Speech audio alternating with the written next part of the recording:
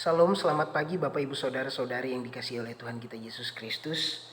Kita berjumpa dalam program Morning Call GPIB bersama dengan saya Pendeta Jefenets Latuheru, Pendeta Jemaat GPIB Maranatha Tanjung Selor yang melayani di Pospelkes Lembah Silo Gunung Seriang, Pospelkes Kanaan Pejalin, dan Pospelkes Anugerah Skang. Kita bersyukur atas kebaikan Tuhan, kita dapat menikmati hari baru di pagi ini. Kita akan merenungkan firman-Nya. Sebelum itu, mari kita persiapkan Alkitab kita dari kitab Keluaran pasal 15 ayat 22 sampai ayatnya yang ke-27. Keluaran 15 ayat 22 sampai 27. Jika sudah dipersiapkan, mari kita persiapkan hati dan pikiran kita. Kita mohon bimbingan Roh Kudus, kita berdoa. Kami mengucap syukur Bapa untuk hari yang baru yang Engkau anugerahkan bagi kami. Kami mau mengawali menjalaninya bersama dengan Tuhan. Kami mohon campur tangan Tuhan. Terlebih ketika kami akan membaca dan merenungkan firman-Mu. Biarlah dalam bimbingan kuasa Roh-Mu yang kudus kami dimampukan untuk mengerti, memahami akan kebenaran firman-Mu. Dan terlebih di dalam melakukannya dalam kehidupan kami hari lepas hari. Bersabdalah bagi setiap kami Bapa, sebab kami umat-Mu yang percaya siap mendengarkannya. Hamba yang akan menyampaikan dalam pemberitaan ini, pakailah hamba sebagai alat-Mu saja, agar dalam setiap pemberitaan ini, nama Tuhan yang dipuji dan dipermuliakan. Di dalam nama Kristus Yesus firman yang hidup kami berdoa. Amin. Umat Tuhan, pembacaan Alkitab kita dari Keluaran pasalnya yang ke-15 ayat 22 sampai 27 yang menyatakan, Musa menyuruh orang Israel berangkat dari Laut Teberau. Lalu mereka pergi ke padang gurun Syur. 3 hari lamanya mereka berjalan di padang gurun itu dengan tidak mendapat air. Sampailah mereka ke Mara, tetapi mereka tidak mendapat meminum air yang di Mara itu, karena pahit rasanya. Itulah sebabnya dinamai orang tempat itu Mara. Lalu bersungut-sungutlah bangsa itu kepada Musa, kata mereka, apakah yang akan kami minum? Musa berseru-seru kepada Tuhan, dan Tuhan menunjukkan kepadanya sepotong kayu. Musa melemparkan kayu itu ke dalam air, lalu air itu menjadi manis. Di sanalah diberikan Tuhan ketetapan-ketetapan dan peraturan-peraturan kepada mereka, dan di sanalah Tuhan mencoba mereka. Firman-Nya, jika kamu sungguh-sungguh mendengarkan suara Tuhan Allahmu dan melakukan apa yang benar di matanya, dan memasang telingamu kepada perintah-perintahnya, dan tetap mengikuti segala ketetapannya, maka aku tidak akan menimpakan kepadamu penyakit manapun yang telah kutimpakan kepada orang Mesir. Sebab aku Tuhanlah yang menyembuhkan engkau. Sesudah itu sampailah mereka di Elim. Di sana ada 12 mata air dan 70 pohon korma. Lalu berkemahlah mereka di sana di tepi air itu. Demikian pembacaan Alkitab. Terpujilah Kristus. Haleluya. Bapak Ibu saudara-saudari yang dikasihi oleh Tuhan kita Yesus Kristus, kalau kita melihat di bagian pasal dan ayat-ayat sebelumnya, bahwa digambarkan kehidupan umat Israel yang melewati peristiwa yang dahsyat tentang bagaimana Tuhan membebaskan mereka dari perbudakan di Mesir, lalu kemudian peristiwa bagaimana Tuhan membelah Laut Teberau, lalu bagaimana mereka dapat selamat dari kejaran tentara Mesir. Setelah itu digambarkan bagaimana umat ini kemudian bersuka cita. Mereka bersorak-sorai memuji Tuhan sebagai respon mereka atas apa yang Tuhan perbuat bagi mereka. Tapi Bapak Ibu Saudara, belum lama setelah mereka melihat mujizat pembebasan yang begitu dahsyat dari Tuhan, dikatakan dalam pembacaan kita saat ini, orang Israel bersungut-sungut kepada Musa.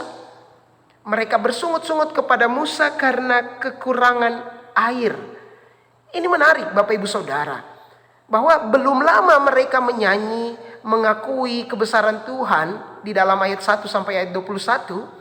Namun tidak lama kemudian nyanyian itu berubah menjadi keluhan dan sungutan ketika mereka tiba di Mara.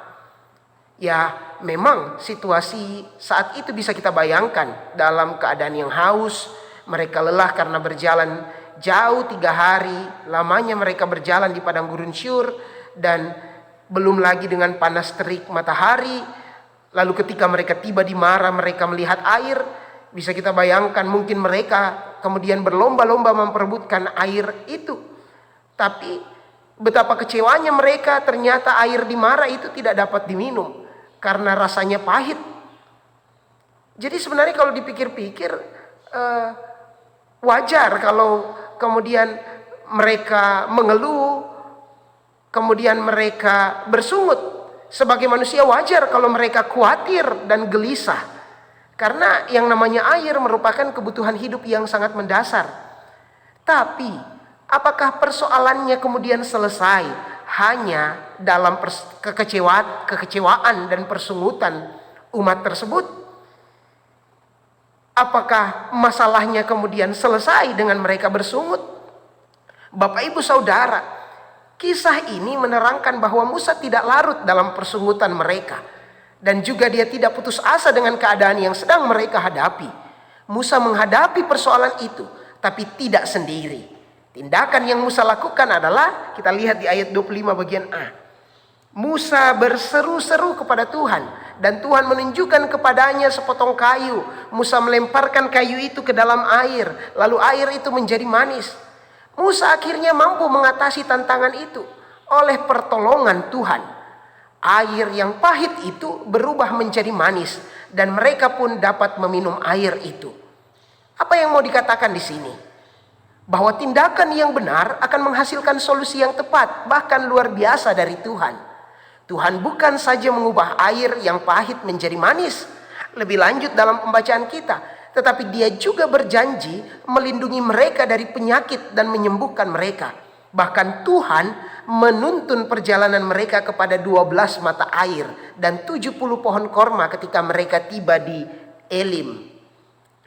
Bahwa bukan kebetulan umat Tuhan ini harus merasakan Mara. Karena selain mereka menyaksikan kembali pertolongan Tuhan, tapi di sana jugalah Tuhan mengajarkan berbagai ketetapan dan peraturannya.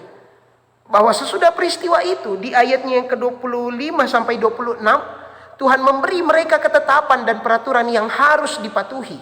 Tuhan berfirman bahwa jika mereka mau mendengarkan suaranya dan melakukan yang benar di matanya, maka Dia berjanji akan melindungi mereka dari segala penyakit. Sebab Tuhanlah yang menyembuhkan umatnya. Penekanannya ialah bahwa ketika mereka taat dan setia kepada Tuhan, maka hidup mereka akan diberkati. Dan demikian sebaliknya. Bapak, Ibu, Saudara-saudari sekalian, apa yang kemudian menjadi relevansi di dalam kehidupan beriman kita? Masalah kekeringan dan kepahitan yang umat alami di sini seolah-olah membuat mereka lupa pada karya keagungan, karya dahsyat yang Allah buat sebelumnya, yang membawa mereka keluar dari tanah Mesir, yang membawa mereka menyaksikan peristiwa Laut Teberau, bagaimana Tuhan menumbangkan pasukan Mesir. Mau bilang begini Bapak Ibu Saudara, bahwa kalaupun kita mengalami Mara di dalam hidup ini, jangan justru kemudian kita lupa dan bahkan menjadi kecewa. Itu artinya Tuhan masih mengasihi kita. Seperti Israel di dalam ayat 25 bagian B. Di sanalah Tuhan mencoba mereka. Iman kita dilatih. Supaya apa? Supaya saudara dan saya hanya bergantung dan berharap kepada Tuhan saja.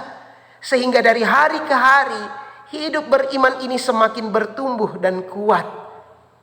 Kalau kita justru bisa dengan begitu mudahnya kecewa dan bersungut atas kepahitan yang kita alami melalui peristiwa Mara dan Elim, firman Tuhan mau mengajarkan kepada setiap kita bahwa Allah justru jauh bisa lebih mudah untuk menyatakan kuasanya atas kepahitan hidup kita. Siapa yang tahu? Sebatang kayu yang dilempar Musa ke air itu mungkin sepertinya kelihatan terlalu sederhana untuk masalah yang besar yang dihadapi oleh seluruh umat Israel ini. Namun kadangkala sesuatu yang sangat sederhana ini dapat dipakai Tuhan untuk mengubah masalah mereka. Demikian pun bagi kehidupan Bapak Ibu Saudara dan saya. Kita tidak tahu bagaimana cara Tuhan mau berkarya bagi hidup kita. Yang harus kita lakukan adalah kita harus tetap percaya bahwa Tuhan pasti menolong kita. Seperti Dia telah menolong Musa dan umat Israel. Tuhan mengizinkan kita mengalami situasi pahit agar kita tahu seberapa jauh kita percaya kepadanya. Melalui peristiwa Mara dan Elim, umat dapat melihat bagaimana penyertaan Tuhan yang sempurna itu. Bahwa mereka tetap dilindungi, mereka tetap disertai oleh Tuhan. Jadi jangan sampai kemudian kita kehilangan pengharapan. Jangan hanya mengaku beriman kepada Kristus, tetapi ekspresikan iman itu dengan tetap mempercayakan diri kepadanya. Di sini Musa memberikan teladan sebagai seorang pemimpin tentang bagaimana setiap kita harus senantiasa ingat Tuhan dan mengandalkan Tuhan. Bukan hanya ingat Tuhan ketika saat suka, tetapi juga saat duka. Begitupun sebaliknya. Tuhan menempati bagian yang utama dalam tiap ruang kehidupan kita. Karena apa? Kita tidak dapat mengandalkan kemampuan kita sendiri. Bagaimanapun kita tetap butuh Tuhan. Musa pun butuh Tuhan. Oleh karena itu Bapak Ibu Saudara-saudari, mari belajar seperti yang dilakukan Musa. Mengambil sikap untuk berseru-seru, yaitu berdoa kepada Tuhan. Minta petunjuk darinya, minta pertolongan darinya. Minta jalan keluar, solusi dari persoalan yang kita hadapi. Musa tidak menghabiskan energinya untuk ikut dan larut dalam persungutan dan kekecewaan. Tapi dia memilih bahwa dalam harap dan gumul, dia tetap mau bangun relasi dengan Tuhan. Mengandalkan Tuhan dengan mendengar dan mengikuti perintahnya. Kalau kata Yeremia pasal 33 ayat 3 bilang begini. Berserulah kepadaku, maka aku akan menjawab engkau dan akan memberitahukan kepadamu hal-hal yang besar dan yang tidak terpahami, yakni hal-hal yang tidak kau ketahui. Umat Tuhan, Bapak Ibu Saudara-saudari sekalian, melalui pembacaan Alkitab kita saat ini, setiap kita mau diajak untuk mari mengucap syukur kepada Tuhan dengan segenap hati karena kasih dan setianya kepada kita. Bahwa pada saat kita berseru, Dia selalu menjawab. Dan pada saat dalam pergumulan, Dia juga menambahkan kekuatan. Tetapi yang menjadi persoalan sekarang, apakah kita mau datang kepada Tuhan untuk mengungkapkan segala isi hati kita kepadanya atau tidak? Karena apa yang kita pegang menentukan sikap kita dalam menghadapi pergumulan. Jika kita memegang janji Kristus, sungguh-sungguh bersedia mendengarkan perintah Tuhan dan melakukan ketetapannya, maka Dia akan memberikan kelegaan dan akan menambahkan kekuatan kepada kita. Tapi jika kita mengandalkan kekuatan kita, kita pasti akan menyesal. Yang ada hanya kekecewaan, hanya persungutan. Karena kekuatan kita bisa saja habis. Berbeda dengan kasih Tuhan yang tidak pernah habis, selalu baru setiap pagi. Ingatlah bahwa semua hal ajaib yang kita lakukan, yang kita alami sampai saat ini adalah karena kasih dan kemurahan Tuhan. Kalaupun hari ini kita alami Mara, yakinlah bersama dan karena Tuhan di depan masih ada Elim. Terpujilah Kristus. Selamat hari Minggu, Tuhan memberkati kita. Amin. Bapak Ibu Saudara, mari kita berdoa. Bapa yang baik, terima kasih untuk firman-Mu yang menerangi kehidupan kami untuk mengawali dan menjalani hari ini. Kami belajar, kami diingatkan untuk senantiasa mengandalkan Tuhan dalam setiap peristiwa kehidupan ini. Bahwa bersama dengan Tuhan selalu ada pertolongan. Bersama dengan Tuhan kami akan senantiasa menyaksikan dan merayakan akan kisah kasih Tuhan yang tidak akan pernah kunjung usai bagi dunia ini. Terima kasih Tuhan Yesus. Kami juga saat ini mau berdoa ketika dunia ini masih berhadapan dengan situasi pandemi COVID-19. Kami mau tetap percaya bahwa Tuhan tidak akan pernah tinggalkan kami, dan Tuhan yang akan senantiasa menolong dan melindungi kami.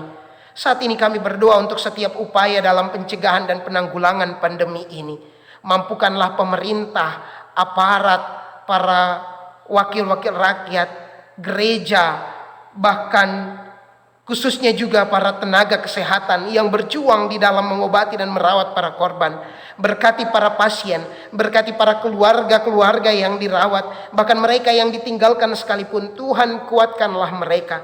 Berkatilah kegiatan vaksinasi yang saat ini terus diselenggarakan, maupun protokol-protokol kesehatan yang diterapkan dalam upaya untuk menanggulangi pandemi ini. Berkati setiap pihak yang memberi diri dalam segala upaya mereka untuk berjuang bersama dalam ruang kehidupan mereka. Kami percaya hanya dalam nama Tuhan Yesus Kristus, kuasa dan karya-Mu nyata bagi hidup setiap mereka, terlebih yang percaya dan berserah kepadamu ya Tuhan. Saat ini juga kami mau berdoa bagi gereja-Mu di seluruh muka bumi ini. Terlebih khusus kami bawa dalam doa bagi GPIB dalam perjalanan pelayanan dan kesaksiannya. Berkatilah Tuhan secara khusus dalam proses mempersiapkan kegiatan persidangan Sinode ke-21 ini, agar segala sesuatunya dapat berjalan dengan baik dan senantiasa membawa hormat dan kemuliaan bagi nama Tuhan. Terima kasih Tuhan Yesus untuk kesempatan yang indah ini. Kami landaskan seluruh langkah juang kehidupan kami secara khusus di hari ini. Jemaat-Mu yang akan beribadah baik di gedung gereja maupun di rumah masing-masing, ke dalam tangan pengasihan-Mu Tuhan kami taruh. Berkatilah setiap kami Tuhan. Engkaulah harapan kami ya Tuhan. Ampuni salah dan dosa yang kami perbuat melawan kehendak-Mu. Dalam nama Tuhan kami Yesus Kristus kami berdoa. Amin. Umat Tuhan, selamat pagi, selamat beraktivitas, tetap semangat. Tuhan Yesus memberkati kita.